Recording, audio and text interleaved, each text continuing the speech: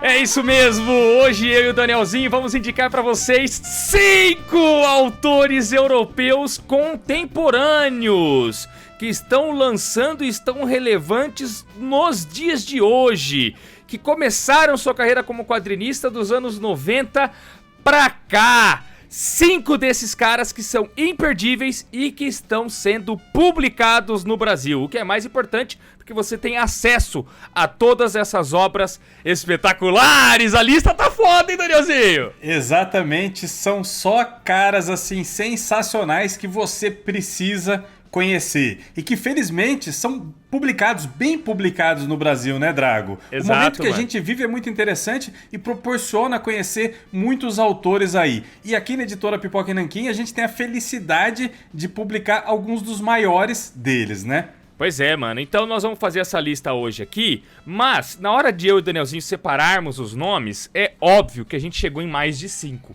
Porque não são só 5, tem muita coisa boa sendo feita no velho continente. Mas a gente pegou os 5 que a gente leu mais recentemente, que nós estamos mais empolgados. Inclusive, dentre esses 5, tem autores que são publicados pela nossa editora, pela editora Pipoca e Nanquim. A gente não se furtou de falar dos nossos autores, porque a gente lança eles e tal, vai ser trapaça. Não, a gente não pensou desse modo, porque são bons autores.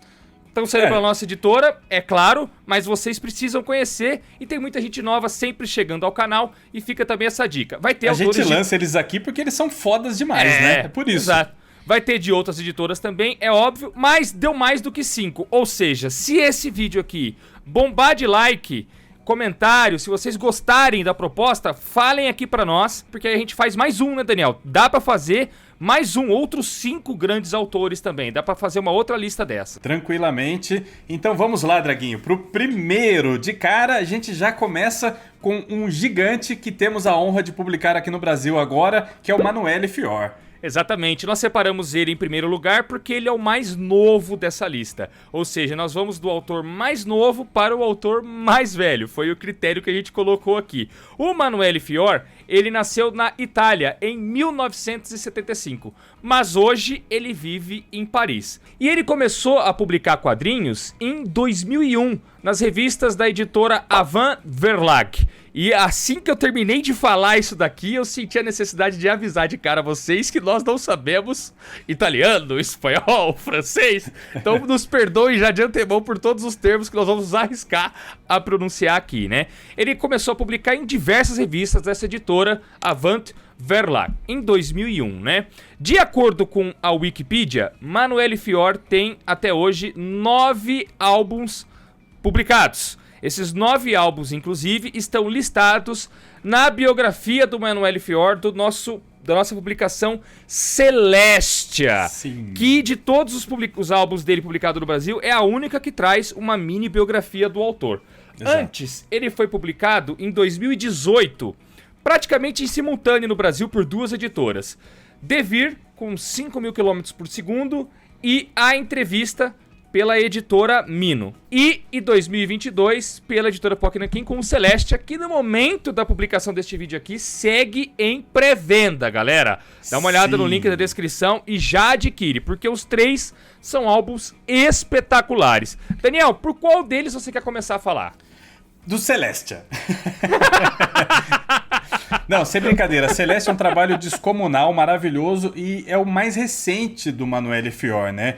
Então ele começa a publicar em 2001 e ele fez o Celestia recentemente. E é considerado ali 2019. sua maior obra-prima, seu trabalho mais ambicioso até o momento. E pra quem gostou de seus 2 trabalhos anteriores publicados no Brasil, o 5.000 km por segundo e o A Entrevista, vai se deleitar, porque tem muito dos elementos que ele usa nesses 2 trabalhos anteriores aí, cara. Então assim, é um quadrinho espetacular, magistralmente bem desenhado, com uma narrativa estupenda e uma história impressionante e muito humana. Tanto é que quando chegou pra gente a possibilidade de publicar o Manuel Fior, a gente agarrou com unhas e dentes, porque é realmente algo assim estupendo, deslumbrante. Os elementos que o Daniel citou, que estão presentes nas obras dele, cabe citar primeiramente a ficção científica, no caso de A Entrevista e de Celestia. Ambos têm essa premissa envolvendo seres extraterrestres e telepatia também. Celestia vai ainda mais além, porque é ambientado num mundo distópico, um futuro pós-apocalíptico, e um elemento que vai de um álbum para outro, está presente em toda a obra do Manuel Fior, é a interação entre os personagens. Sim. É a humanidade deles e é o dia a dia deles. Ele desenvolve os personagens dele através do cotidiano. Mesmo em Celestia, que é um mundo pós-apocalíptico, ele não decide colocar a história no momento em que acontece o pós-apocalipse, ou quando chega a frota alienígena para tomar a Terra, ou quando é fundada a cidade de Celestia pelas pessoas, ou num outro evento catastrófico importante e marcante. Não, na verdade o pós-apocalipse já aconteceu, a gente tem poucos detalhes de como aconteceu, as pessoas estão vivendo naquele dia a dia, e nós vemos mais um dia das pessoas naquele cenário.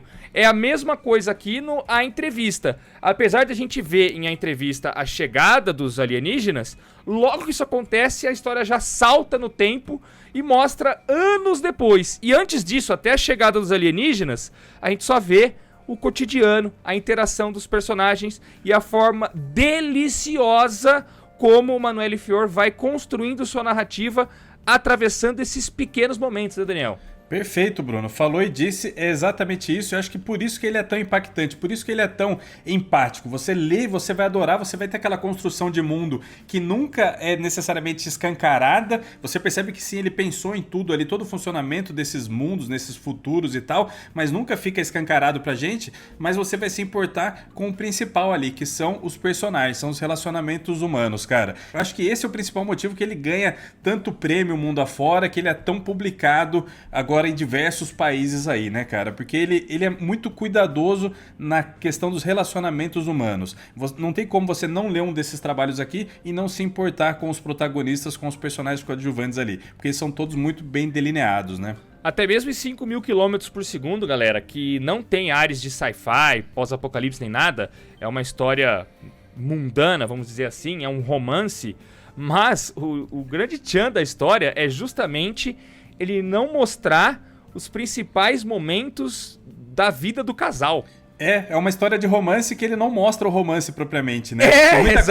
Muita coisa nas entrelinhas, assim. E no finalzinho dos 5.000 km por segundo, tem um pouquinho ali de ficção científica, porque ele avança um pouco no futuro, né? Você percebe no carro, carro que se locomove sozinho e tudo mais. Então tem a piscadela dele ali pro sci-fi também, né? Mas assim, um trabalho maravilhoso, descomunal. São 3 obras impressionantes, com técnicas de desenho completamente diferentes uma das outras. E de certa maneira, elas se relacionam. O Entrevista e o Celestia tem uma relação muito, muito interessante, que é a protagonista, a Dora. Ela aparece na entrevista e depois ele acaba desenvolvendo ela no Celestia, né? Aliás, o personagem principal de 5.000 km por segundo, ele chama Pierrot. Piero. E o do Celestia chama Pierrot. É o Pierrot, isso. É o Pierrot, então é parecido, né? Eu percebo que às vezes ele brinca com essa ideia de os personagens serem atores desenvolvendo papéis diferentes em suas histórias. Tipo o que o Osamu Tezuka fazia antigamente, sabe? Porque apesar de ser a Dora, e ela é desenhada igualzinha aqui numa entrevista e no Celestia, é a mesma personagem, visualmente é a mesma personagem, mas em termos de história não é.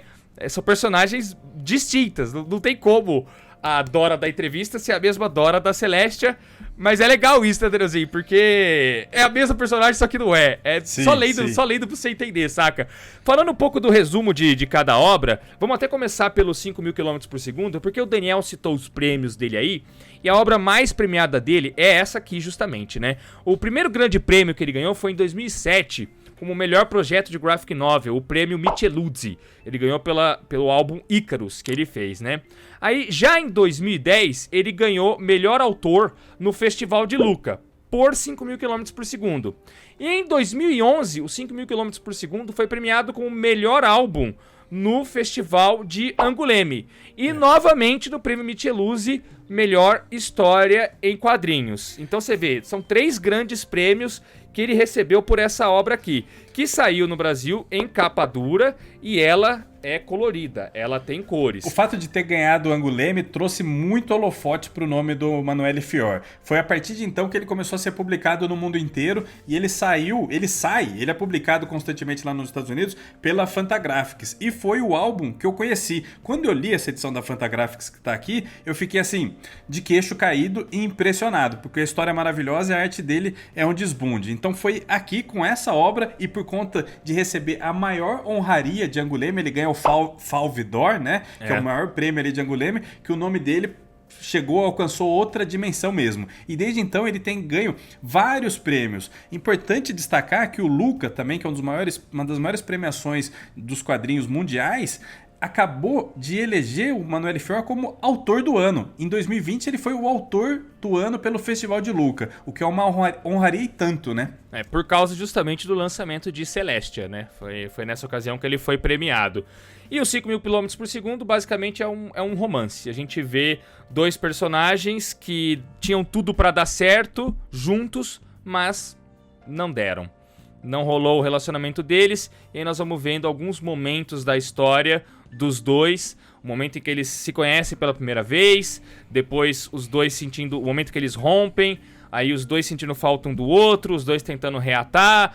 É a vida de um casal através de um relacionamento que a gente, na verdade, nunca vê. Fica sempre nas beiradas, e eles... o ponto alto da história é o momento em que eles estão 5.000 quilômetros e 1 segundo distantes, né? Isso é legal na história. Eles estão... E é nesse momento que eles tentam reatar, quando eles estão muito longe. Esse quadrinho ele é tão legal e ele é tão interessante que vale a pena ter um vídeo próprio sobre ele aqui no canal, pra gente explorar um pouco mais a narrativa dos 5.000 km por segundo, certo, Sem dúvida nenhuma. Tem muitos detalhes, ele é muito cuidadoso, assim, tem umas escolhas precisas. Esse próprio fato de não mostrar o relacionamento em si é maravilhoso, porque ele brinca com um conceito básico dos quadrinhos, o conceito da sarjeta, da calha, o que não é mostrado de um quadro pro outro. E ele escolhe não mostrar o relacionamento inteiro desse casal na sarjeta, né? Ele deixa na sarjeta. É maravilhoso, vale um programa assim, a gente volta a falar mais minuciosamente dele em breve. É impressionante como não mostrando ele diz muito mais do que mostrando. É um autor espetacular, espetacular. Tem que ser um autor formidável para conseguir fazer isso daí.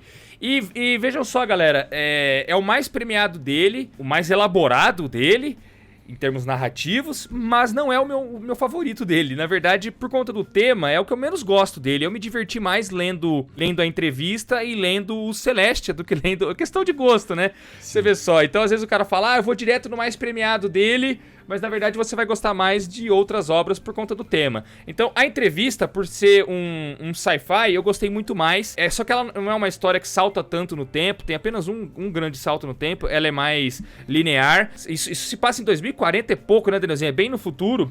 E a Dora é uma garota que tá com problemas com os pais. Os pais não estão contentes com os rumos que ela tá tomando na vida e decidem colocar ela para se consultar com um psiquiatra, né? Que é o Raniero. O Raniero. E o psiquiatra começa a tratá-la logo depois de sofrer um acidente de carro. Ele sofre um acidente de carro porque no momento que ele está dirigindo na estrada, ele vê um disco voador no céu.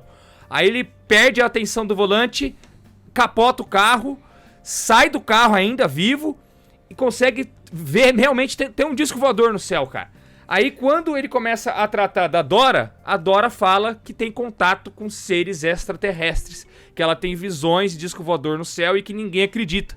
E ele, é o psiquiatra que tá tratando de uma moça que tem alucinações visuais. Esse é o termo que eles usam. Ele tenta ser pé no chão no começo, ser mais racional assim, mas ele tá passando por essas experiências também, né? Ele viu a mesma coisa, cara. E tem uma coisa maravilhosa que, claro, eles vão desenvolver um relacionamento ali. O Raniero, ele é bem mais velho que a Dora e ela faz parte de um grupo que, assim, tem conceitos de vida completamente diferentes do dele, assim. Então tem esse conflito geracional que é tratado, que é aquela coisa dos relacionamentos humanos que a gente falou, né? Então é muito bem desenvolvido essa paixonite criada pelos dois, esse relacionamento dos dois aí, nesse mundo supostamente visitado por alienígenas que desenvolve telepatia em algumas pessoas. Coisa linda, coisa fina, sci-fi de primeira categoria mesmo. Esse saiu no Brasil não em capa dura, saiu em capa cartão com orelhas e ele, no caso, é inteiro preto e branco, né? E o Celestia tá saindo num formato maior do que esses dois aqui, é um formato grande que a editora Pokémon tá trazendo, com pintura trilateral azul da mesma forma que foi publicado nos Estados Unidos pela Fantagraphics, e ele é inteiro colorido também. E nós já falamos bastante do Celeste aqui no nosso vídeo de lançamento da obra, mas cabe dizer que, apesar de eu ser suspeito pra falar, é meu favorito do Manuel Fior. O meu também, tranquilamente. Assim como o próprio Manuel Fior diz que esse é o maior trabalho, tal, é o favorito do próprio Manuel Fior, também é o meu favorito. Aí você do outro lado pode falar, mas é óbvio, você tá falando isso porque você é o editor. Mas os fãs da editora Pocket Nankin aqui estão ligados, a gente já fez até programa de Uzumaki do Junji Ito, que lá a gente fala que a gente prefere Uzumaki do que Tomie, né? Que a gente gosta mais da obra Uzumaki, e apesar de Tomie ter sido publicado por nós e Uzumaki pela Devir. Então a gente é sincero, tá ligado? Então vale a pena muito você ler Celestia e ler todas as obras do cara. Assim como dos outros autores que nós vamos listar aqui. Vamos para o próximo, né, Danny Boy? Vamos lá, Draguinho. Agora outro autor da casa que tivemos a honra de publicar sua primeira obra aqui no Brasil, que é o Manu Larcenet. Um gigante, nascido na França em 1969, que começou a publicar na Fluide Glacial, uma revista super importante, em 1994. Então é um cara com bastante história já, né? Publicando aí há quase 30 anos e fazendo trabalhos descomunais. A gente publicou o que é considerado só obra-prima, apesar de ele ter outros trabalhos assim absolutamente sensacionais na sua carreira. Tivemos a felicidade de publicar o Relatório de Brodeck. Isso aqui é simplesmente espetacular, um dos melhores quadrinhos que a gente já publicou na editora Pocket Nankin e um dos melhores quadrinhos do mundo lançado aí nos últimos anos, tranquilamente. Você falou que é o trabalho principal dele, mas dá pra dizer que o Manu Larcenet, ele tem 3 trabalhos principais, 3 grandes trabalhos de destaque. Só que ele já lançou muito mais do que isso, né? Ele tem, só listado na nossa mini biografia, porque a gente colocou uma mini biografia dele aqui, só na nossa mini biografia a gente separou 16 títulos de destaque dele, mas na Wikipedia tem 27. Mas aí inclui coletâneas de trabalho curto e tudo mais, né? Mas ele fez muita coisa. Dentre os principais, além do Relatório de Brodeck, tem o Blast, que é são 4 álbuns grandes que ele fez, e tem o Le Combat Ordinaire. Sim, Le Combat Ordinaire. Ordinaire, né, Leandro? Você pode falar Combate Cotidiano também, que é como é lançado em Portugal agora. Em Portugal legal. Eles estão lançando em 2 volumes. O Combate Ordinaire saiu originalmente em 4 edições, né? E assim, também é algo estupendo, é maravilhoso. Um trabalho grandioso pra caramba. Ganhou o melhor álbum em Angoulême em 2004. Isso. E depois foi adaptado pro cinema também. Tem um filme francês muito bom que adapta o Combate Cotidiano. O quadrinho é outra obra-prima espetacular, feito por um dos quadrinhos mais ousados, experimentais e interessantes dos últimos anos aí, cara. Você falou da Blast, a Blast também é um trabalho impressionante, super experimental também, e por ele ganhou em 2010 o melhor álbum no French Comics Library Prize, prêmio bem prestigioso na França, né? O Manu Larcenet é um cara muito inquieto, publica muita coisa, ele gosta de se desafiar, ele gosta de mudar completamente sua arte em determinados projetos. Se você vê a arte do Combate Cotidiano e do Relatório de Brodeck, elas não têm nada a ver uma coisa com a outra, elas são louco, bem diferentes, porque ele escolhe o tipo de arte que ele quer fazer em determinados projetos. Muito parecido com o que o Manuel Fior pensa, né? Porque o Fior, ele tem isso, né? Você pega o Entrevista, os 5.000 km por segundo e o Celestia, eles têm artes completamente diferentes. O Manu Larcenet é dessa pegada também, então é um cara muito experimental, e ele chegou a fundar, inclusive, uma editora pela qual ele lança alguns trabalhos. A editora chama Le Reverse. Então é um cara assim espetacular que a gente adora ter aqui em catálogo, e não vamos parar em um Relatório de Brodeck. Eu não sei se eu poderia ter falado isso, mas tá dada a dica aí, hein, Drago? Nós já estamos correndo atrás de mais obras do Larcenet, provavelmente para lançar em 2023, né, Danny Boy? 2022 Sim. A gente já tá fechado, logo vai sair um vídeo com todos os anúncios da editora para esse ano. Se já saiu, vai estar aqui nos cards, caso você esteja vendo esse vídeo no futuro. E o único trabalho do Larcenet até esse momento no Brasil é o Relatório de Brodeck, apesar de ele ter tudo isso de história publicada que nós falamos. Os prêmios, inclusive, que nós estamos listando aqui são só os principais, tá, galera? A gente separou os principais prêmios para todos os 5 autores da nossa lista, mas todos os 5 autores da nossa lista têm diversos outros prêmios pequenos entre aspas aí, né, na bagagem, pequenos que eu digo é menos conhecidos no mundo afora, prêmios de jornais locais de suas cidades, importantes de seus respectivos países, mas que não tem muita repercussão internacional. Vendo a biografia completa dos caras, vocês ficam de queixo caído, assim, mano, quanto prêmio todos esses esses autores têm, né? E o Manu Larcenet, ele adapta aqui um livro do Philippe Claudel. Esse livro é inédito no Brasil até hoje. Muita gente pede, inclusive pra nós, da editora Pocket Nankin, publicarmos. Talvez role, eu tenho vontade, mas eu não ficaria triste se outra editora trouxesse esse livro aqui pro Brasil também. E ele, galera, ele tem uma publicação muito caprichada nossa, porque ele saiu com essa caixa aqui, ó. É uma luva, na verdade. Tá vendo? Tem uma lombadinha de um lado e uma lombada do outro, para a qual, inclusive, você deixa o livro na estante. Por quê? Porque você mantém o livro em pé. Porque, na verdade, o livro ele é widescreen. O Larcenet desenhou tudo nesse formato largo aqui, ó. E a gente conseguiu trazer da mesma forma que foi publicado na França. Com a diferença de que na França saiu em 2 volumes. E no Brasil a gente fez um único volumão, que neste exato momento está esgotado, né, galera? Tem, se não me engano, deve ter o e-book na Amazon, o Kindle. Se eu não me engano, tem o e-book, mas ele está esgotado. Então vocês estão indicando para nós um autor que está esgotado? Bom, infelizmente, você tem acesso só a e-book, mas nós estamos pensando, inclusive, em fazer uma reimpressão disso futuramente. Se você não tem relatório de Brodeck, comenta aí embaixo se você tem interesse para adquirir uma reimpressão. E se você já tem e leu, comenta aí pra galera o que vocês acham, porque é uma história poderosíssima que se passa na Segunda Guerra Mundial, né? Extremamente visceral. Na verdade, ela se passa um pouquinho depois do término da Segunda Guerra Mundial. O Brodeck, né, que é o protagonista da obra, ele estava preso num campo de concentração, recém saiu e voltou para sua aldeia, que fica próximo ali à fronteira da Alemanha. Num dia comum, é um povoado bem pequenininho, tá? Pouquíssimas pessoas moram na cidade dele ali. Num dia bem comum, ele vai até a mercearia do local e vê que os homens do seu povoado acabaram de cometer um crime atroz, acabaram de matar uma pessoa de forma horrorosa.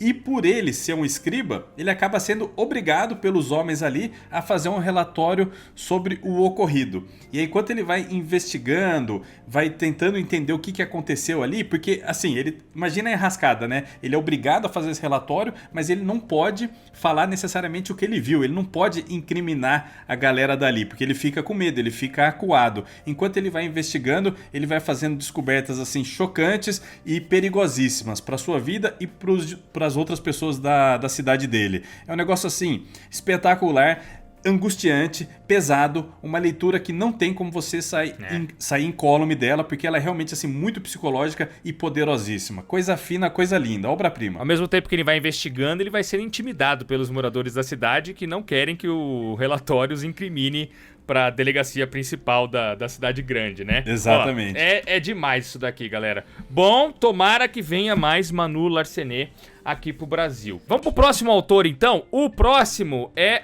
em idade, né? Esse é nascido no mesmo ano, inclusive, do Larcenet. O Larcenet é de maio de 1969. A gente não conseguiu encontrar na internet o mês de nascimento desse autor, mas estamos falando de Paco Roca, também de 1969, um autor espanhol dessa vez, galera. Já falamos de um italiano, de um francês, agora vamos para a Espanha. E o Paco Roca, olha só a coincidência, assim como o Manu Larcenet, ele nasceu em 69, e assim como o Manu Larcenet, ele começou a trabalhar também em 1994. Seu primeiro trabalho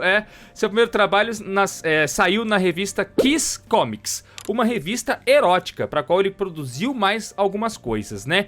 Ele tem 14 álbuns publicados desde o início do seu trabalho, de acordo com a Wikipedia, sem contar histórias curtas, tiras, coletâneas, álbuns de ilustração e tal. Estamos falando de 14 histórias em quadrinhos longas, né? E aqui no Brasil saíram duas pela editora Devir, inclusive. Primeiramente saiu o Rugas e depois saiu A Casa. Inclusive tem um programão aqui no canal Pocket Nankin sobre Rugas, esse petardo do Paco Roca aqui, no qual eu e o Alexandre demos uma boa esmiuçada na obra, cara. Ela ganhou prêmio pra caramba, o que é justíssimo, porque é um quadrinho muito, muito bom mesmo. A gente pode destacar aqui, ó, em 2008 levou melhor roteiro e melhor obra de autor espanhol na Feira de Quadrinhos de Barcelona, e também no Festival de Lucca como melhor graphic novel. Além disso, teve outros 4 4 grandes prêmios aí ao redor do mundo que o Rugas papou. É só cara, pro Rugas isso daí, mano. Que louco, né, cara? Só pro Rugas. É assim, é realmente lindíssimo. Foi um grande acerto da Devir ter trazido isso daqui. E na sequência, a Devir lançou o A Casa. Eu tenho a edição aqui espanhola. Fiz questão de comprar enquanto eu estava lá, porque é realmente lindíssimo. E o A Casa, ele ganhou o Eisner Awards em 2020 como melhor edição de material estrangeiro, cara. Os americanos estão finalmente descobrindo o trabalho do Paco Roca. E eu torço para que saia muitas outras coisas aqui. Eu sou fã dele, eu tenho outros quadrinhos dele aqui, ó, por exemplo, Os Trilhos do Acaso, que foi publicado lá em Portugal em 2 edições, e também tenho aqui O Inverno do Desenhador. Nunca li nada ruim do Paco Roca. Tudo que ele faz é muito acima da média, né, Drago? É. Aqui no Brasil continua inédito também o Los Surcos del Azar, uma obra dele também bastante premiada. Depois de Rugas, é a obra mais premiada dele. Ganhou Feira de Quadrinhos de Barcelona em 2014 e outros 3 grandes prêmios aí. E ainda não saiu no Brasil, ou seja, tem bastante coisa para ser publicado pela Devir ou por outra editora. No caso aqui, a Devir lançou ambos em capa dura, né? O Rugas saiu primeiro, ele é grandão, ele tem lombada redonda e ele é inteiro colorido. Eu não o li na época que você e o Alexandre fizeram o vídeo, né? Que se não me engano foi no ano de lançamento da obra no Brasil. Eu li recentemente, Daniel. E cara, é um quadrinho extremamente tocante e ele é extremamente triste, cara. Assim, muito triste mesmo, porque ele fala de Alzheimer. Ele mostra um asilo onde vários idosos estão internados. E sendo que o principal dos personagens, como é que é o nome dele? Emílio. O Emílio, ele tá internado por causa de Alzheimer, né? Então a família não tem tempo de cuidar dele e o coloca num asilo especialista, né? Em cuidar de idosos que estão com enfermidades e tal. E, mano, é realmente triste demais, ainda mais pra quem já teve convivência com pessoas que têm Alzheimer, né? Que é o meu caso. Tive 2 casos de Alzheimer na família, assim. Então, é até uma doença que eu temo um dia ter, sabe? Sabe? Esse tipo de coisa, você sabe de pessoas da família que tiveram e tal. E é uma doença muito triste, muito grave. E aí ele consegue explorar isso, apesar de forma triste, também de forma bem humorada e gostosa de ler. É muito doido, assim, o resultado que ele conseguiu com Rugas, porque ele, ao mesmo tempo ele tira sorrisos de quem tá lendo e tira lágrimas, cara. Sim, é impressionante esse equilíbrio que ele consegue. É um quadrinho extremamente humano mesmo e ele trata com muito cuidado a doença, né, Drago? Ele é muito, muito, muito respeitoso, assim, muito cuidadoso com todos os termos que ele usa e tal. Ele até explica a doença, né? Ele para um momento lá para um médico explicar para nós leitores o que é a doença e tudo mais. Ele explica no final do álbum aqui, tem 2 páginas que ele explica como que ele fez a obra, né? Porque de início eu pensei que fosse uma coisa biográfica, algum parente dele, mas não. Ele entrevistou várias famílias que tinham parentes com Alzheimer, ele foi num asilo desses também, ver em loco lá como que funcionava o lugar, como era o dia a dia dos internados. E a partir dessas coisas, desses relatos, ele foi desenvolvendo não só o protagonista, como os outros personagens também, né? Porque não é só o Emílio que é bem desenvolvido aqui na história. Tem outros. Tem aquela senhora que fica o dia inteiro numa cadeira achando que tá dentro de um trem. Tem a senhora que fica pegando coisinhas no asilo, como sachê de chá, como saquinhos de açúcar, pra depois dar de presente. Tem o idoso que se gaba de nos anos 50 ter vencido uma maratona, acho que é uma maratona, né?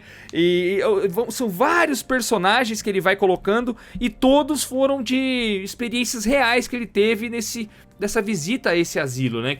Quando ele decidiu fazer uma história de asilo, ele foi lá, visitou e as coisas que ele viu ele colocou no quadrinho. E é realmente muito bonito, gente. É muito bonito. Tem momentos muito poéticos, assim, né, cara? Eu gosto de citar o exemplo da capa. Essa capa aqui é maravilhosa, essa ilustração, né? Ela diz muito, assim. E tem diversos desses momentos muito delicados, muito poéticos, muito bonitos mesmo, ao longo do quadrinho inteiro. Quadrinho que, assim, qualquer pessoa vai pegar, vai ler e vai adorar, vai se apaixonar. Não tem como. É uma introdução para qualquer pessoa no meio dos quadrinhos. Aliás, quase todos esses quadrinhos daqui o são. Alguns são um pouco mais complexos, como por exemplo a entrevista, né, do Manoel Fior. Você termina de ler, você fica, quê? Você tem que voltar lá pro início, né? O Celestia também é um pouco assim. O Celestia, no fim das contas, a gente conseguiu decifrar tudo, de tanto que a gente teve que se debruçar pra editar a obra. Então hoje a gente já sabe Celestia de cabo a rabo, né? Depois do nosso vídeo da pré-venda, eu e o Daniel continuamos debatendo o Celestia a ponto de entender quase 100% da obra aqui. Mas o Rugas não. O Rugas é um quadrinho fácil de tudo, de ler, e é emocionante, realmente uma boa porta de entrada pro meio dos quadrinhos, né? Assim como o A Casa, né, Drago? O A Casa também é super sutil, tem todos esses elementos que a gente falou do Rugas, numa história também lindíssima, que vai mostrar 3 irmãos voltando para a antiga casa do pai, para a casa na qual eles foram criados ali. O pai, o patriarca da família, acabou de falecer. Eles vão lá para dar uma limpada na casa, para ver o que vai fazer com ela, botar para vender, para alugar e tal. E nessa volta, nesse retorno, nesse encontro dos irmãos ali, eles vão lembrar de muita coisa. Vão lembrar de vários momentos importantes para a vida de cada um, para a construção deles ali como pessoa, que envolveram a casa, que envolveram a família. É um trabalho também lindíssimo, com uma narrativa gráfica espetacular, com várias sacadas legais, tem momentos assim sublimes nesse quadrinho aqui, e aquilo, você vai ler e também vai gostar demais, porque toca em vários sentimentos que todo mundo tem, né?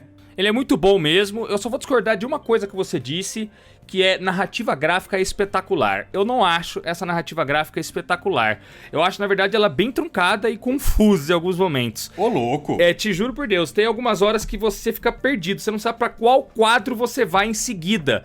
Porque ele trabalha com grades irregulares de quadros. Às vezes 3, às vezes 2, às vezes 1 na mesma página. E você fica meio perdido pra qual quadro eu vou. Não é uma leitura natural, assim. O natural seria eu ir pra este quadro aqui. Aí quando eu vou pra aquele quadro, pô, não é. Na verdade, devia ter ido pra aquele quadro ali. Porra, não faz muito sentido a lógica de quadros do Paco Roca. Ao longo do quadrinho eu senti muito isso. Cara, eu confesso que assim, eu não tive nenhum problema de leitura. Pelo contrário, eu gostei muito. Tem páginas assim que eu acho lindíssimas. Tem uma que mostra uma árvore cortada assim que é bonita pra caramba. A própria árvore genealógica da família é uma coisa bem simples, mas bem usada aqui. A árvore genealógica é um outro exemplo de quão confuso é, porque você não sabe a ordem que você lê na árvore genealógica também, mano. Ô, louco, é só acompanhar os galhos da árvore. Não tem como, Danielzinho. Os galhos não fazem muito sentido, Tem uma página legal pra caramba também, que ele tá mostrando o terreno da família, assim, como se fosse uma planta de arquitetura. Essa é legal mesmo. Com os balões inseridos. Eu confesso que, prestando atenção na arte e nos balões aqui, não tive nenhuma dificuldade em ler e gostei muito da narrativa, viu, cara? Muito. Eu tive essa pequena dificuldade. Logo, você se acostuma com ela. Porque, por exemplo, essa página aqui, né? Tem 3 quadrinhos em pé que você tem que ler eles primeiro para depois ir pro próximo. Sendo que numa leitura mais tradicional, você sai daqui pra cá, aí vem pra cá, e vem pra cá, pra cá, pra cá. E ele faz, na verdade, de pé primeiro e depois do lado. Então, quando você já tá lá na frente, você se acostuma com esse estilo dele. Mas eu demorei um pouco pra entender. Muito por ser widescreen a parada, sabe? Por ser widescreen, ele começou a tentar fazer grades de quadros com uma ordem de leitura diferenciada, né? E o gibi, ele me cativou quando eu descobri que, na verdade, não ia se focar só em um dos 3 filhos. Porque ela começa mostrando um dos 3 filhos, que é o próprio Paco Roca, porque essa história é biográfica, é sobre o pai dele. E eu pensei que ia ficar só naquele filho, eu falei, vai ser uma história meio clichê e tal. Aí não. Aí, quando um dos filhos sai da casa, o outro chega e fica no filho mais velho, depois vai pra filha, e aí a união dos 3, e isso eu achei muito legal. E com o tempo também, ô Daniel, quando você leu esse quadrinho? Faz mais tempo do que eu acho, porque eu li recente. Uai, eu li quando eu comprei na Espanha, esse daqui, na época do lançamento. Foi em 2000, eu comprei em 2017. Na verdade, a primeira edição saiu em 2015, essa minha aqui é a quarta em 2017. 2017. Então foi quando eu li. É porque não é a casa onde eles foram criados, é uma casa de veraneio deles. Isso, sim, mas eles passaram bons momentos da infância ali, exatamente, né, eles passaram. E eles construíram a casa. O pai deles construiu a casa e fazia eles de pedreiro. É muito legal isso daí. Então é uma coisa que também você demora pra perceber com o tempo, sabe? Eu gosto do Paco Roca não ir explicando tudo certinho. Pelos diálogos entre os personagens, que são a família dele, você logo vai sacando, então não é a casa onde eles foram criados, é a casa que eles construíram. Isso aconteceu naquela época então. E ele tem bons momentos de flashback intercalando com presente e tal. E isso ele é hábil mesmo. Total, ele é muito hábil em voltar no tempo, assim. Às vezes só uma diferençazinha na paleta de cor e tal, você já percebe que de um quadro pro outro mudou, porque ele mantém aquela coisa bem, assim, bem cinematográfica, né? Às vezes ele tá focando numa coisa, só um exemplo, tá? Não necessariamente aparecem no quadrinho, mas ele tá focando numa cadeirinha no quintal. De repente muda a paleta de cor, você já percebe que foi pro passado de novo, sabe? Tem muito cuidado nesse sentido aí. É um quadrinho que não te entrega tudo de mão beijada assim, ele exige de você como leitor, não é só ler o texto ou só ver as figuras não, ele exige as duas coisas, mas eu acho ele exímio em sua forma, viu? Falou aí disso, Danny Boy, baita quadrinho. E galera, antes de irmos para o quarto autor, vamos falar aqui do nosso patrocinador, Alura! Momento Alura, chegando aqui no vídeo Pipoca e Nanquim, o primeiro Momento Alura de 2022 aqui no nosso canal, Danny Boy. Que beleza, mais um ano ao lado dessa parceiraça, a maior escola de tecnologia online do Brasil é nossa parceira, Drago. Olha que honra, que prestígio, e é bom pra caramba pra quem tá interessado também em se aprofundar naquilo que faz ou descobrir novas áreas do conhecimento aí e novas áreas do mercado de trabalho. Com o link aqui da descrição você consegue 10% off para se matricular nessa escola que vai abrir novos caminhos para você, eu tenho certeza absoluta. alura.com.br/promoção/PocNanquim, tem o QR Code aqui também para você apontar o celular e navegar direto, caso esteja vendo na televisão aí, e o link vai estar na descrição do vídeo também para você ganhar, o fã de quadrinho ganha 10% de desconto, né? Para subir de nível. Quem faz Alura, maior escola de cursos tecnológicos à distância do Brasil, sobe de nível da carreira, ganha competência para conquistar promoções dentro do emprego ou então para entrar no mercado de trabalho. Não fica parado, não fica só lendo gibi em casa, não. Tem que se aprimorar também na carreira, porque sem carreira você não ganha dinheiro para comprar os gibizinhos que depois você vai ler em casa. E a Alura te ajuda com isso, te ajuda a conquistar muitas coisas na sua vida profissional. Por isso é uma parceiraça nossa aqui.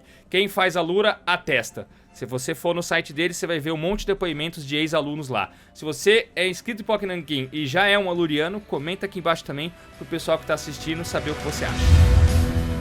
Agora vamos então para a nossa quarta indicação, novamente um autor da casa, revelação da editora Pipoca e Nanquim aqui no Brasil, Christophe Chaboté, esse francês, esse gigante dos quadrinhos que nasceu em 1967 e desde então vem publicando coisas maravilhosas, que já lançou aí então 17 álbuns espetaculares, sendo que sua primeira obra foi publicada na coletânea Le Récité, que é uma coletânea ali que homenageia o Arthur Rimbaud em 1993. E Daniel, ele começou em 93 com essa coletânea aí e já em 99 ele foi premiado em Angoulême como autor revelação, mano. Olha pelo aí, álbum... olha aí. Bom, eu vou falar a tradução, porque o nome francês eu não consigo dizer, mas a tradução é Alguns Dias de Verão. Em 99 ele foi premiado com esse álbum aí como autor revelação. Depois disso, ele foi novamente premiado em Angoulême com o melhor quadrinho em 2006 no RTL Grand Prix, que acontece a entrega também dentro do Festival de Angoulême, com o Henri Désiré Landru, que é um dos 5 álbuns dele que já foram publicados no Brasil, todos pela editora Pipoca e Nanquim. Desses autores europeus que nós estamos recomendando, o Chaboté é o que mais tem obras disponíveis aqui no nosso idioma. A gente começou com ele já em 2017, nosso terceiro lançamento, o Moby Dick, adaptação da obra do Herman Melville. Essa obra foi inclusive indicada ao Eisner Awards quando foi publicada lá nos Estados Unidos. E a gente lançou num único álbum que segue como um dos principais best-sellers aqui da nossa editora. Ainda disponível para você adquirir na Amazon e também em outras livrarias aí especializadas em quadrinhos. Quem ainda não pegou tá marcando bobeira. É considerada, galera, por muitos críticos de quadrinhos como a melhor adaptação já feita de Moby Dick. Porra, isso não é pouca coisa não, estamos falando de um dos melhores livros já feitos pelo homem, mano. Com diversas adaptações em quadrinhos, né, cara? Ele fez essa que é realmente descomunal, é um negócio assim impressionante, com páginas que vocês vão ver e vão ficar assim atônitos com a beleza do preto e branco do Chaboté. Não à toa ele foi esse sucesso retumbante, o primeiro grande sucesso da editora Pipoca e Nanquim, e desde então a gente vem publicando um álbum dele por ano, né? Por ano, né, mano? A gente lançou 3 em formato grande e 2 em formato pequeno. A gente respeita o formato escolhido pelo Chaboté lá na França, né? Eu citei que o Henri Désiré Landru foi premiado em Angoulême e a gente também já trouxe esse álbum aqui pro Brasil. Ele é grandão e é sobre um serial killer francês. É o Chaboté dando um olhar o seu olhar para uma história real, tenebrosa desse serial killer. Que guarda... O serial killer mais famoso da França, viu? E guarda muita surpresa essa história aqui. A gente nunca comentou ela com spoilers, né, Danny Boy? É verdade. Mas é uma obra que vale a pena, porque ela explode a tua cabeça quando você chega no final. Vale muito a pena você adquirir. E depois disso, eu não tô na ordem de lançamento não, tá, galera? Eu tô na ordem de tamanho. A outra grandona dele que a gente lançou foi a Yellow Cab. Novamente uma adaptação de um romance, dessa vez do Benoit Cohen. E essa obra é a última que ele, inclusive, escreveu e ilustrou. E a gente trouxe quase em tempo real aqui pro Brasil, né? Porque ela foi publicada originalmente em 2021 e aqui também é a nossa mais recente publicação dele. Que coisa linda esse álbum, cara. Esse passeio que ele dá por Nova York é um negócio impressionante. Eu vira e mexe, eu releio esse quadrinho, Drago. Eu gosto de passear por Nova York com o Chaboté me conduzindo. É lindo, lindo, lindo. E conta ali a história de um diretor de cinema com um bloqueio criativo que decide virar taxista, né, pra ver se inspira pro seu próximo projeto. Exato. Os outros 2 trabalhos dele que saíram no Brasil saíram nesse formatinho pequenininho aqui, ó, uma pepita. O primeiro deles foi Um Pedaço de Madeira e Aço, inteiramente mudo. Esse quadrinho aqui tem mais de 300 páginas, sem nenhum texto, e como personagem principal, um banco de praça. E através do banco a gente vê a trajetória de vida de várias pessoas que frequentam aquela praça, que frequentam aquele banco. Quadrinho emocionante. O Chaboté transforma um objeto inanimado no alvo da emoção do leitor. Não tem como se chegar no fim e não se emocionar e falar: caraca, eu tô sentindo empatia por um banco, cara. É muito bom, velho, muito bom mesmo. Genial. É muito foda. E depois disso, o Solitário, que acho que de todos esses lançados aqui é o segundo principal sucesso dele da casa, né? Moby Dick primeiro, depois o Solitário, que é a história de um homem que vive sozinho há 50 anos num farol no meio de uma ilhota no oceano. Ele não tem contato nenhum com a terra firme e uma vez por mês vai um barquinho deixar coisas pra ele lá. Por que ele vive sozinho? Qual é que é a desse personagem? Também é uma obra que a gente nunca comentou com spoilers, mas que vale a pena, né, Danny Boy? O final dela é belíssimo. Tá esgotado agora, Danielzinho, essa daqui? Olha, não tenho certeza, viu, Bruno? Da última vez que eu vi, tinha pouquíssimo aí. Talvez em lojas especializadas você ainda encontre. E se encontrar, pega, porque realmente é uma obra lindíssima. E agora, em 2022, como é de costume, vamos lançar outro Chaboté, outro petardo dele, que é Purgatório, uma de suas obras mais ovacionadas. E na sequência, a gente planeja publicar o Construir um Feu, ou To Build a Fire, que é um quadrinho que ele adapta ali o Jack London, né? Faz um quadrinho excepcional. Esse daí, o Construir um Feu, ele concorreu com Frankenstein, do Junji Ito, ao Eisner Award em 2019, na categoria de melhor adaptação para outra mídia. Olha só que bacana. Junji Ito, Frankenstein a gente publicou e em breve a gente vai publicar o Chaboté que concorreu com ele no maior prêmio aí dos Estados Unidos, né? E cabe dizer que o Frankenstein do Junji Ito ganhou do Chaboté nessa premiação aí, mano. Olha só que... E nós temos os... Já tem o Frankenstein no catálogo e logo a gente vai ter o To Build a Fire, porque a gente já prometeu que vai lançar tudo do Chaboté no Brasil. Como são 17 álbuns, tem coisa pra caramba dele pra sair por aqui, beleza? E o último autor da nossa lista é um italiano. Nós começamos com o italiano e terminamos com outro italiano. Nós somos do mais novo para o mais velho. O Gipp é o mais velho da nossa lista. Ele nasceu na Itália em 1963 e seu nome verdadeiro é Gianni Pazzinotti. Ele assina como Gipp, mas o nome dele é esse. Ele começou a publicar em 94 também, Drago, assim como o Manu Larsenet. Ah, assim como vários dessa nossa lista aqui, Danny Boy, começaram em 94. Olha que doido, cara. Engraçado, né? Que ano importante pros quadrinhos europeus, não? O Manuel Fior começou em 2001, o Larsenet em 94, o Paco Roca em 94, o Chaboté em 93 e o Gipp em 94 também. O Gipp, ele começou lançando quadrinhos, né, tiras e tal, em diversas revistas e jornais italianos, né, como Cuore, Blue, Il Clandestino, Boxer, Il Manifesto e o La Repubblica, um dos principais jornais da Itália. Então ele começou aí lançando em revistas e lançando em jornais. Ao todo, ele tem já 8 álbuns publicados, de acordo aí com a Wikipedia. E já ganhou alguns prêmios também. Um álbum dele é bastante premiado e esse álbum é inédito no Brasil. Ele ganhou pelo álbum Notes for a War Story dois prêmios grandes. O René Goscinny Award, que é um prêmio do Angoulême, uma categoria para novos escritores. Ele recebeu como melhor autor em 2005. E em 2006, o Angoulême de novo premiou ele. Melhor álbum, também pelo mesmo aí, Notes for a War Story. E os álbuns dele publicados no Brasil são esses dois da editora Veneta. Primeiro saiu A Terra dos Filhos e depois saiu o álbum Uma História. E aqui um destaque para esse Uma História. É recente essa publicação aqui no Brasil. Ele foi indicado lá na Itália ao prêmio Strega, que é o maior prêmio de literatura da Itália. Quando foi indicado, levantou lá um debate muito interessante sobre a importância dos quadrinhos no meio literário, né? Porque era um quadrinho concorrendo com livros num prêmio lá. Chamou bastante atenção.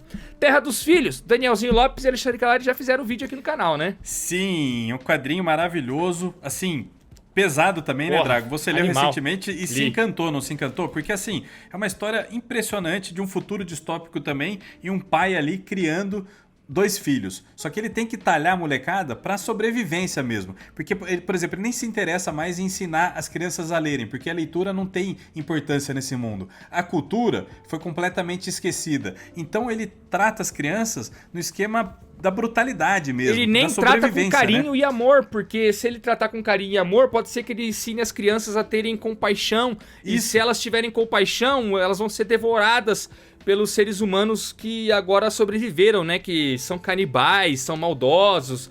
A sobrevivência é a única coisa que sobrou nesse mundo. Então eles não confiam em ninguém. Porque uma vez que as regras sociais foram todas embora com o apocalipse que devastou essa terra onde eles vivem, compaixão deixa de existir, né, mano? Você não pode ser fraco. E é essa a perspectiva que ele tem para a criação dos filhos dele. Aí a HQ começa a explorar se realmente esse pai tá certo ou não. Sabe? É certo você viver num mundo sem compaixão? A compaixão realmente deixa uma pessoa fraca para ser explorada pela maldade dos outros ali que a cercam? Será que isso acontece mesmo? Será que isso torna a pessoa mais forte ou não? Cara, é muito legal você ver como começa o quadrinho, falando que a compaixão deve ser deixada de lado nesse mundo, e como termina o quadrinho, né? Que aí é o oposto do que a gente vê sendo ensinado. Ô, mano, não é spoiler isso, tá, galera? Mas é legal você ver a trajetória desses 2 filhos, é isso que eu tô querendo dizer. De todos esses gibis aqui, de todos esses, ele está entre os meus favoritos, tá? Por quê? Mundo pós-apocalíptico. Eu adoro esse tipo de história, por isso que Celeste eu gostei pra caramba, por isso que esse está entre meus favoritos. Eu até escrevi um quadrinho nessa temática, o Ogiva, né? E Daniel, lendo Terra... Eu li depois do Terra dos Filhos, depois que... Eu li agora, nesse final de ano aí.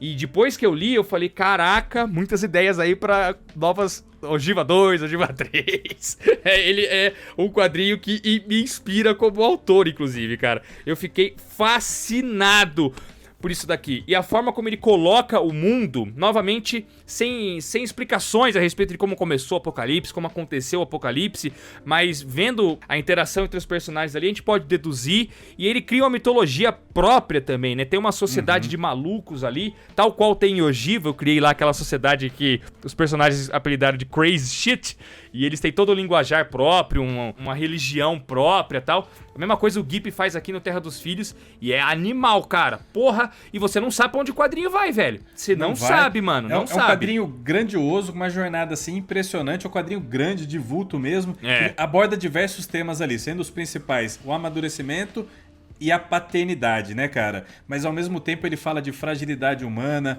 ele traz muita discussão sobre criação dos filhos, né?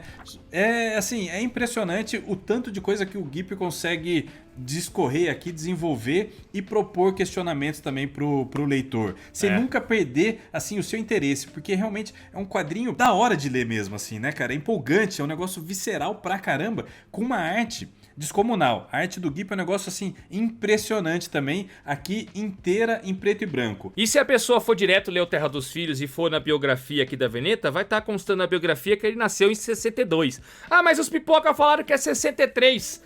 Na verdade, a Veneta errou, porque na biografia de Uma História, o próximo quadrinho dele que nós vamos falar, eles acertam a bio dele e colocam que ele nasceu em 1963 mesmo, que é de fato a data correta, né? Tá um aqui, pequeno ó. equívoco. Acontece com os melhores, hein, Drago? Acontece com os melhores. Mas só pra situar, né, que aqui nós temos duas datas diferentes colocadas, mas a certa é a que tá em Uma História. Que esse saiu em capa dura, né? Um a Veneta lançou com capa cartão com orelha e um outro em capa dura. Eu preferia, como um lobadeiro safado que sou, que ambos tivessem sido do mesmo formato, tá ligado? Puta, mas você também, né, Danielzinho? Eu também. E o Terra dos Filhos é tão grandioso, cara, que ele merecia um capa dura ali definitivo na estante, né? Fácil. Eu gosto mais Terra dos Filhos do que Uma História. Muito Uma História mais. é de todos os nossos álbuns aqui indicados, o mais complexo deles, o mais difícil deles. Mais difícil até do que a entrevista eu ia falar que é difícil, mas antes não é que é difícil, é que o final é difícil. Chega no final você fica meio boiando, mas não é que é um quadrinho difícil. Já Uma História não. É um quadrinho difícil, complexo mesmo, com muitas idas e vindas. Você não sabe às vezes se você tá no pensamento do protagonista, se você tá no momento da vida real do protagonista, porque ele justamente fala de um personagem que tá internado por problemas psicológicos, né? É um quadrinho difícil com muitas idas e vindas também. Ele tem praticamente 3 focos narrativos, né? Que é um soldado na Primeira Guerra Mundial, esse escritor completamente perdido e amalucado e internado, né? E a baronesa que inspira a criação da metralhadora, né? Mas assim, ele é um quadrinho difícil, propositalmente difícil, né? O Gipp, ele coloca ali as pistas, elas são extremamente complexas e depende muito de você, leitor, e sua atenção para juntar todos esses elementos aí. Eu confesso que eu li recentemente para gravar esse vídeo aqui e eu ainda não peguei tudo que eu sei que tem numa história, viu, Drago? Acho que ele tem muito mais. Ele merece uma releitura ali. Porque assim... releitura? Ele merece uma releitura todo ano, na verdade. Exatamente. E é o Gipp com essa arte linda no preto e branco que a gente falou do A Terra dos Filhos, mas também com algumas passagens em cores aquareladas que são assim impressionantes. Essa diferença. E aí, dependendo da história que ele tá contando, muda a arte também, a arte final e tal. É algo assim, grandioso mesmo, mas a gente vai ter que voltar pra conversar dele num outro momento aqui quando eu entender tudo. Ele muda o estilo de arte, ele muda o estilo de arte final, ele muda o estilo de pintura, ele varia muito ao longo do quadrinho e não é à toa, né? A cada estilo diferente que ele emprega passa uma mensagem e tem a ver com uma passagem específica da HQ. Mas é basicamente isso, é a história de um escritor que abriu mão de um relacionamento mais profundo com seus filhos e com sua esposa para se focar no trabalho. E isso agora, no momento presente da vida dele, está cobrando seu preço, porque ele não está muito bem psicologicamente e precisa da atenção da família dele, só que a família deixa ele num hospital psiquiátrico e é dentro desse hospital que nós vamos ver a trama avançar, ora na vida real, ora nas lembranças e dentro da mente desse próprio escritor, que volta no tempo para falar do tataravô que lutou na guerra, que volta no tempo para explorar conversas que ele teve com a filha, que fizeram a filha ter uma imagem muito ruim a respeito dele, uma coisa que ele se arrepende um pouco, e às vezes vai pra trechos em que não necessariamente ele viveu, tá ligado? Como esse, por exemplo, da baronesa, que não tem muita relação com ele, mas qual é essa relação na história dele, né? Por isso que chama Uma História. Tudo que tá aqui, apesar de serem vários momentos do tempo, contribuem pra contar uma história. Qual é essa história? Esse aqui é o tchananã da coisa, Danny Boy. Que é difícil de pegar, tá ligado? E justamente por isso que eu acho que é o meu menos favorito no momento. Tipo, eu vou reservar ele, ó. Ó, tá aqui reservado pro momento em que eu tirar férias. Mas eu adoro esse tipo de desafio, cara. Eu gosto. Eu gosto também. Pera lá, tem alguma coisa aqui que eu não tô entendendo. Vamos lá, vamos reler. Esse desafio é importante, é um exercício cerebral interessante, né, cara? Exatamente. Eu acho muito legal ter obras assim, desafiadoras nesse nível. Concordo com você, Danny Boy, mas é um quadrinho que eu quero estar dedicado única e exclusivamente a ele quando eu sentar e colocar ele de novo no meu colo pra a releitura, velho. Vamos ler junto, Bruno. Vamos ler junto. Eu e você discutindo ali cada uma das páginas.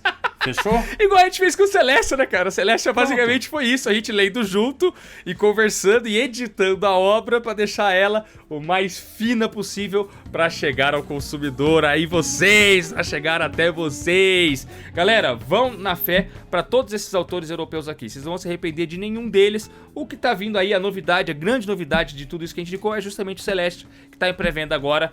Pega na pré-venda pra dar uma força aqui pra editora POC Nankin, pra gente continuar trazendo obras desse estilo, pra continuar trazendo autores europeus renomados aí do meio contemporâneo e também dentre os clássicos. Para mais listas como essa, deixe o seu like e a sua inscrição. É isso, e merece o like, hein, Drago? Que videozaço, gigante quantas o obras vídeo, deliciosas, que indicação, a sua indicação certeira aqui. Então merece seu like, merece seu comentário, vamos trocar uma ideia e faça acontecer a parte 2 desse vídeo, se não a parte 3, porque tem muito autor legal sendo publicado no Brasil agora. É, tem o Zidru, tem o Sim. Bastian Viver, tem vários outros aí, né, mano? Zidru guarda surpresa aí pro futuro, do Pipoca Nankin também. Ativa o sininho pra não perder essas novidades, beleza, galera? Valeu, Danny Boy, valeu, pessoal, abraço. Valeu, tchau, tchau.